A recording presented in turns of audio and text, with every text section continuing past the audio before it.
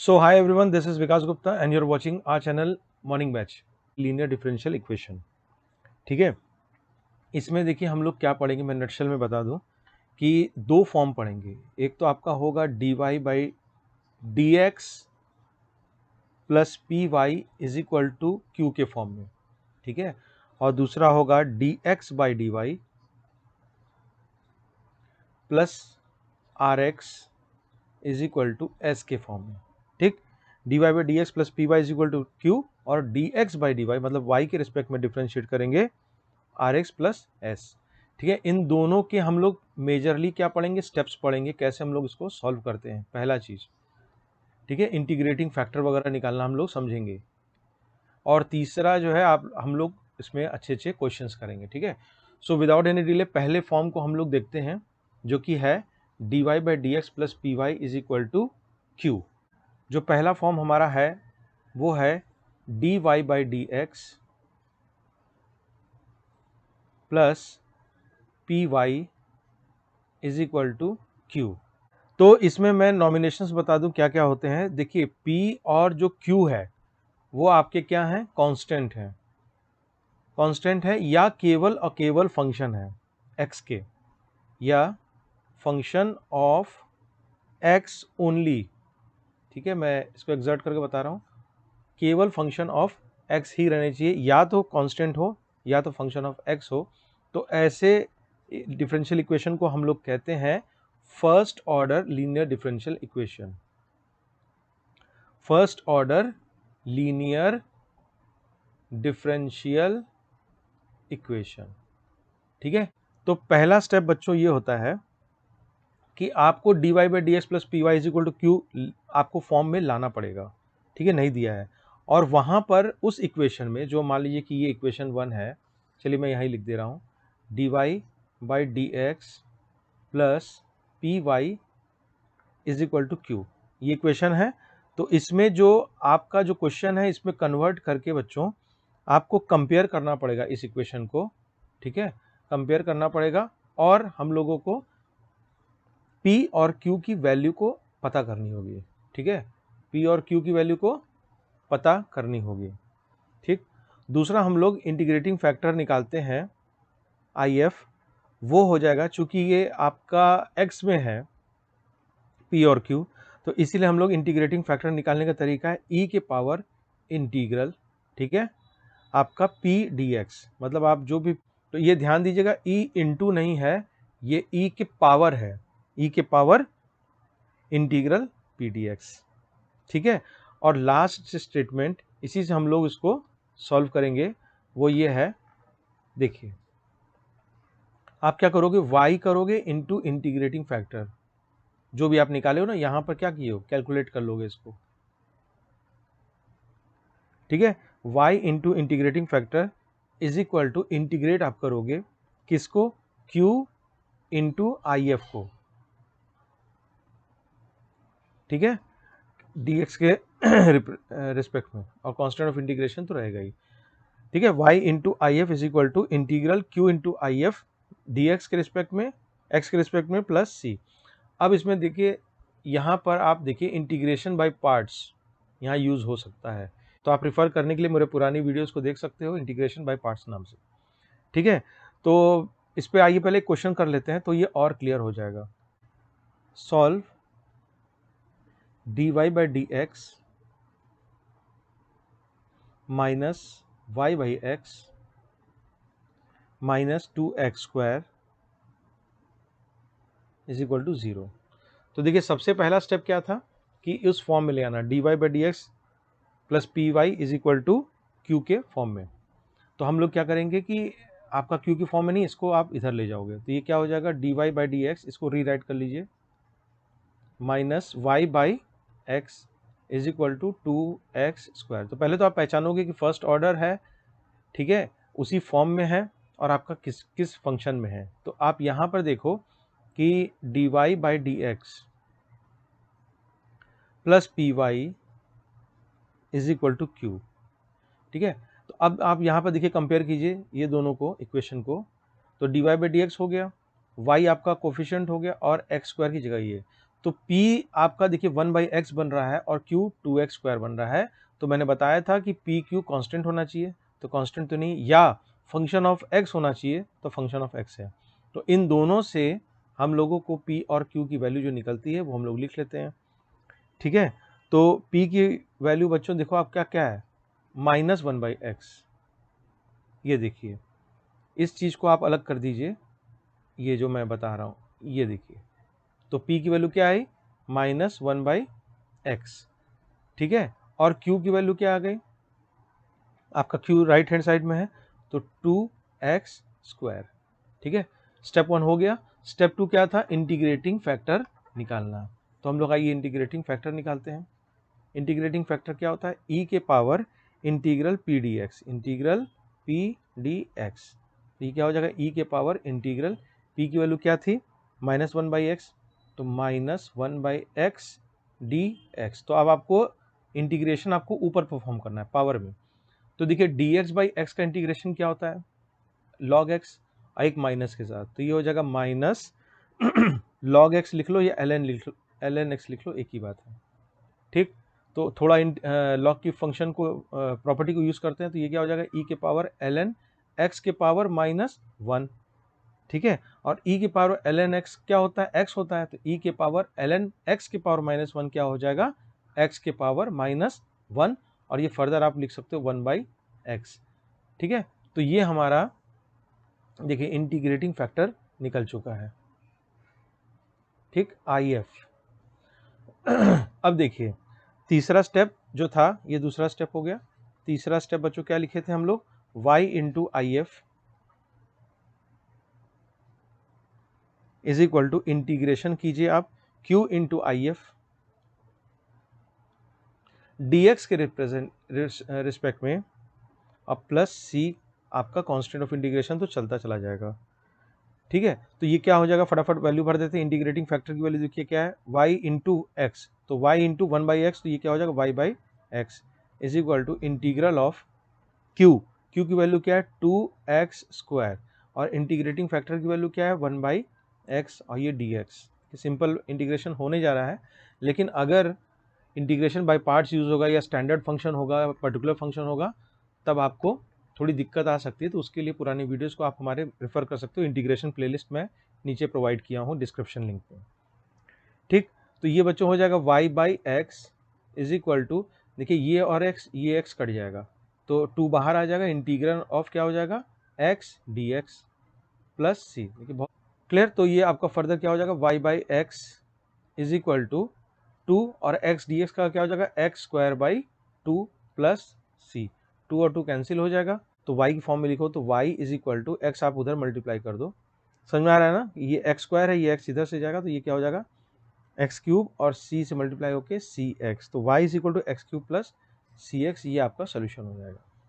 Clear, तो बहुत easy था ये। तो इस तरीके के एक और क्वेश्चन करते हैं, उसके बाद हम लोग सेकेंड फॉर्म को समझते हैं, dx/dy वाला। जैसे कि मान लीजिए आपको पूछा है solve x log x plus dy by dx plus y is equal to 2/x log of x।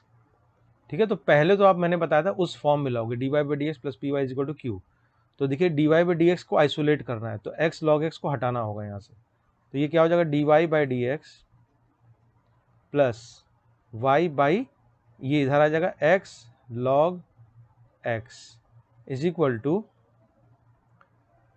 Sorry ये क्या है, 2/x log x है ना, तो ये हो जाएगा 2/x log ऑफ x।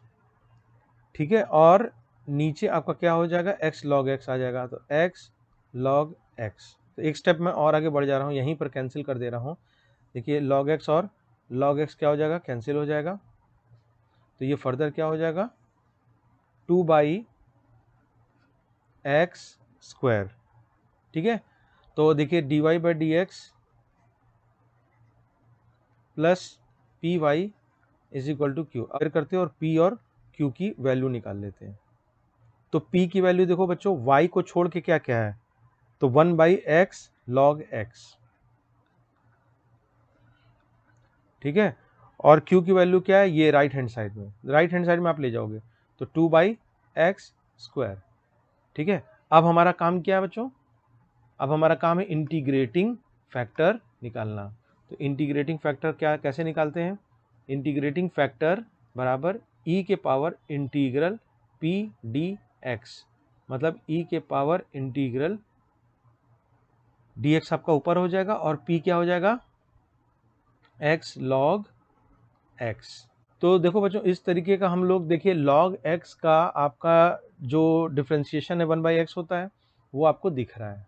तो हम लोग थोड़ा सा सब्स्टिट्यूशन वगैरह करते हैं, तो log x को 2 हम लोग क्या पुट कर लेते हैं, t। ठीक है, log x को हम लोग t पुट कर लेते हैं और डिफ्रेंशिएट कर लेते हैं x के रिस्पेक्ट में। तो इसका देखिए डिफ्रेंशिएशन क्या हो जाएगा, 1/x। ठीक है, और dt/dx है तो dx आपका ऊपर चला जाएगा।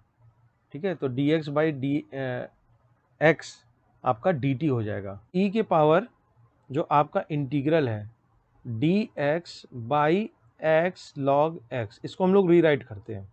ये क्या हो जाएगा, e के पावर इंटीग्रल, देखिए dx/x की वैल्यू तो dt है, dx/x की वैल्यू dt है, तो ये dt हो जाएगा।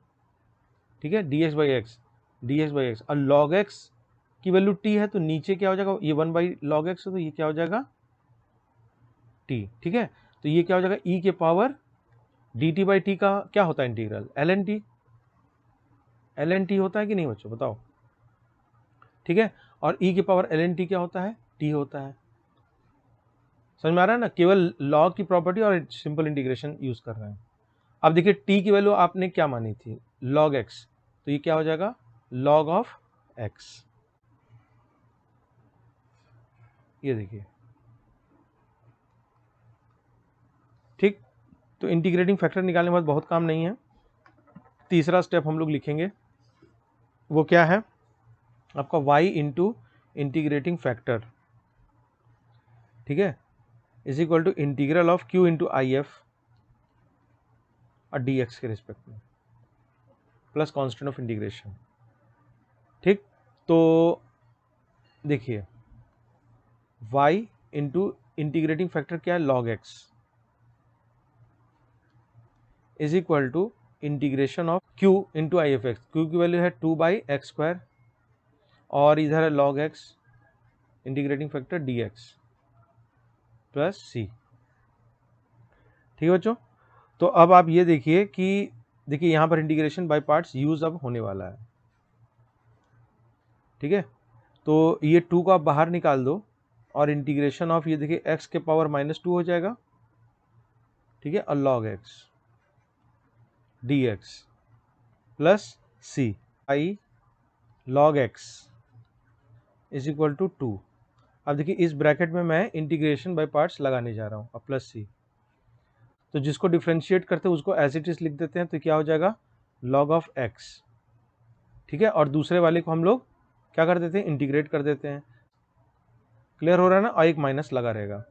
ठीक है, माइनस इंटीग्रल ऑफ जिसको आप छोड़े थे उसको डिफ्रेंशिएट करती है, तो log x का डिफ्रेंशिएशन क्या हो जाएगा, x हो जाएगा। ध्यान से देखना बच्चों, ठीक, ये तो log x का डिफ्रेंशिएशन हो जाएगा, और x के पावर -2 का इंटीग्रेशन क्या हो जाएगा, फिर से -1/x हो जाएगा। ठीक है, मैं शॉर्टकट में बता रहा हूँ, इंटीग्रेशन बाय पार्ट्स आप समझते हो ना, इंटीग्रेशन बाय पार्ट्स में इस वाले को अब आप क्या करोगे, इंटीग्रेट करोगे, जो छोड़े थे उसको डिफ्रेंशिएट कर दिए और जो वो फंक्शन था उसको आप इंटीग्रेट करोगे, तो x के पावर -2 का इंटीग्रल क्या हो जाएगा, -1/x, तो पहले से x पढ़ा तो ये हो जाएगा। ठीक है, और माइनस मिलके ये प्लस हो जाएगा। ठीक है, और ऊपर क्या हो जाएगा, dx।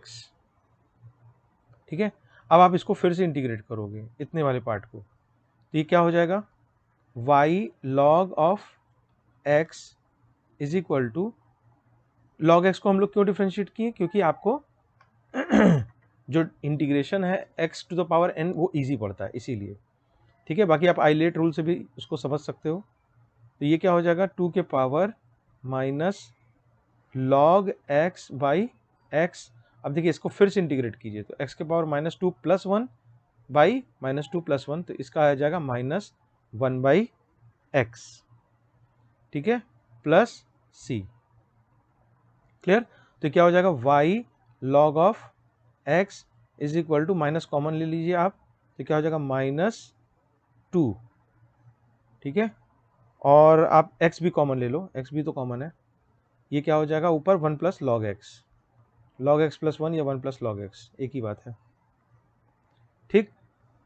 तो आप चाहो तो log x को यहाँ डिवाइड भी कर सकते हो, एज इट इज भी रहने दो। तो y log x is equal to -2/x 1 plus log x plus c, ये आपका बच्चों फाइनल आंसर हो जाएगा, रिक्वायर्ड सोल्यूशन हो जाएगा, ठीक है। तो बहुत इजी है, ये स्टेप्स को फॉलो करना है।